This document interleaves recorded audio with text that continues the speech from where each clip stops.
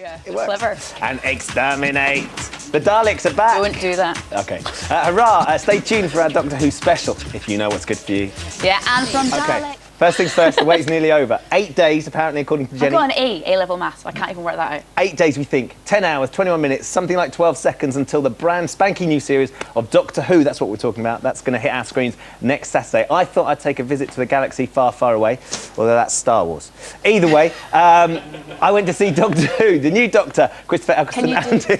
You've got to do an exterminate before you go into this as well. Exterminate. His glamorous sidekick as well, the lovely Billy Piper. This is what they've got in store for us. Really though, Doctor, tell me, who are you? You were going to be the new Doctor. You were coming to take part in this new series that everyone's been waiting for. But there's a moment when you got to get into the TARDIS and come out of the TARDIS for the first time, and you thought, right, now I'm here. This is... Yeah, I can't remember the first time I stepped out of the TARDIS. It's sad that, but what I do remember my first day. And my first day, I was working with an actor of restricted height who was dressed as a pig, who was also dressed as a spaceman. That was my first, that's what I put in my diary.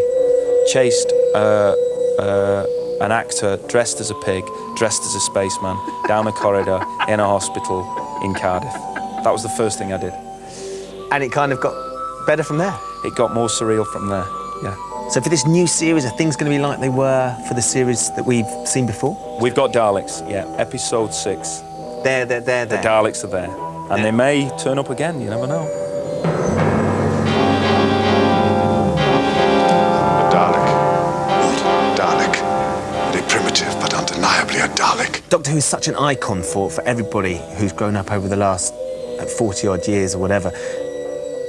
Are you aware that you're going to be carrying that sort of burden? The audience I'm really doing it for with my heart, is the 8 to 12-year-olds. That's just a personal thing. Because I feel like with actors, with people of my age, I can't replace Tom Baker and John Pertwee in their hearts, and nor should I really. No. I respect that fidelity too, but I'm hoping that the 8 and 12-year-olds who watch it will take me into the heart really and go, he's my Doctor Who. I'm the Doctor, by the way. What's your name? Rose. Nice to meet you, Rose. Run for your life.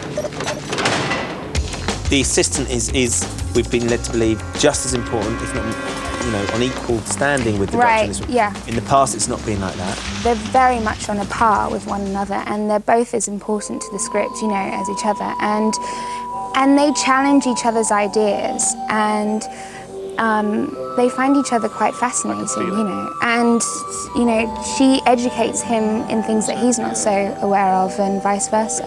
Did you ever have a moment when you were sat on set and you thought, there's a guy dressed as a spaceman and there's a guy dressed as a...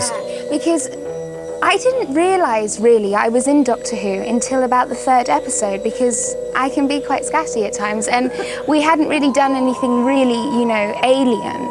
So there was this one scene where I stood there in front of about 12 different kinds of life form, and it suddenly dawned on me that I was in Doctor Who. That's who I am. Now forget me, Rose Tyler. Go home. Has it helped that it's been so intense that you can really bury yourself in your work? So, you know, all the stuff that was going on in your personal life sort of took a back seat?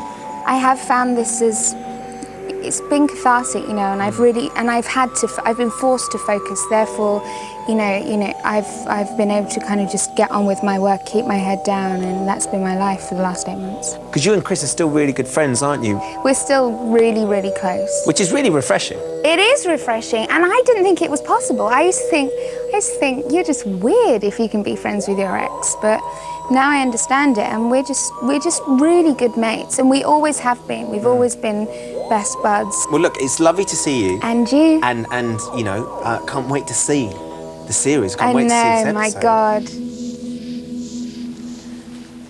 Next Saturday, and apparently it's such a hit that the rumour is there's going to be a second series. They're going to start filming in June or July. Top bit of gossip there, Jen. I know, well, that's just the rumour. I don't want to know how you found out, but I'm willing to believe it. OK, you've got a little rumour as well, haven't you? Well, no. Well, Christopher Eccleston was so desperate to play Doctor Who, he actually emailed Russell T Davies, that's sort of the driving force, the writer and the producer on this, and said, if you're casting it, I would love to do it. Which is, I think, it was because it's very different from the stuff we've seen him do in the past. As he said to me, everyone thinks of me of that boring straight guy with big ears. Yeah. But he was keen to do it. Jackie, who's your favourite Doctor Who? Oh my goodness, Tom Baker probably. Yeah. I think He's the man with the big old scarf. John Pertwee. Yeah, that's what I said. Anyway, from scarecrows and Daleks to robots, because Jackie and I have actually been doing a